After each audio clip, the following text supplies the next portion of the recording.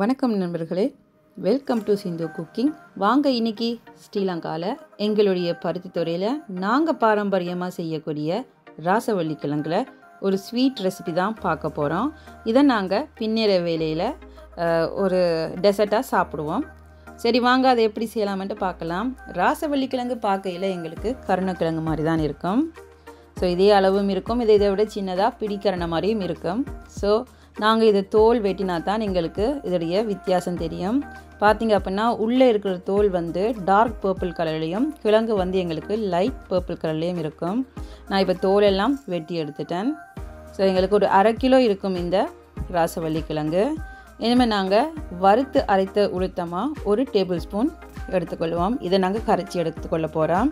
இதோட ஒரு 1/2 cup brown sugar, தேவையான அளவு உப்பு, 1/2 கப் தேங்காய் பால், இவ்வளோ தான் எங்களுக்கு இந்த ராசவள்ளி கிழங்கு செய்ய தேவையான பொருட்கள்.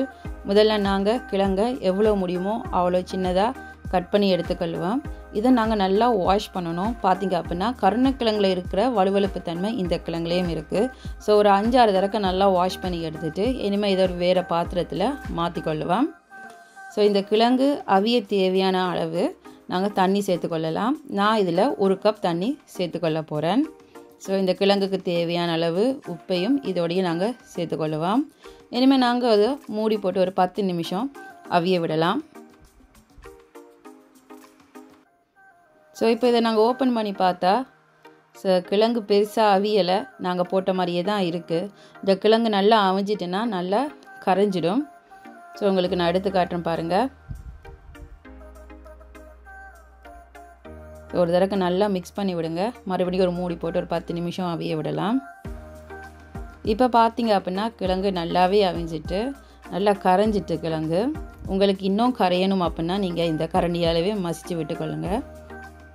ஸோ உங்களுக்கு காட்டுறேன் பாருங்கள். ஸோ நல்லா அவிஞ்சிட்டு நான் இந்த கிழங்கை இப்போ மசிக்க போகிறதில்ல. ஏன் அப்படின்னா எனக்கு இந்த கிழங்கு இப்படி பல்லில் கடிப்பட்டால் தான் விருப்பம். ஸோ அதனால் நான் அப்படியே விட போகிறேன்.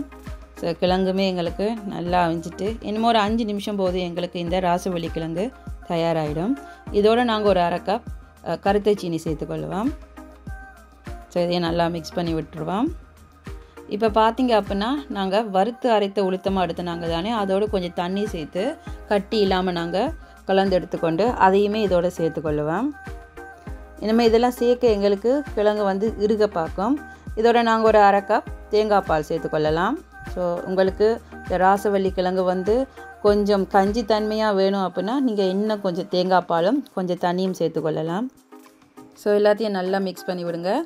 ஸோ இந்த ராசவள்ளி கிழங்கு ஒன்ஸ் வந்து உங்களுக்கு ஆற ஆரம்பிக்க கொஞ்சம் இந்த பதத்திலேருந்து கொஞ்சம் இறுக ஆரம்பிச்சிடும். ஸோ எனக்கு இது ஓகே. இப்போ பார்த்திங்க அப்படின்னா ராசவள்ளி கிழங்கு தயார். எனக்கு கொஞ்சம் ஆறினதுக்கப்புறம் பார்த்திங்கன்னா நான் ஒரு கப்பில் விட்டு அதோட ஷேப் எடுத்தேன். ஸோ காய்ஸ், உங்கள்கிட்ட ராசவள்ளி கிழங்கு இருந்தால் நீங்களும் ஒரு தடவை என்னை போலவே செஞ்சு பாருங்கள். எப்படி இருக்குன்னு கமெண்ட் பண்ணுங்கள், லைக் பண்ணுங்கள், ஷேர் பண்ணுங்கள், மறக்காமல் என்ன சப்ஸ்கிரைப் பண்ணுங்கள். Thank you so much.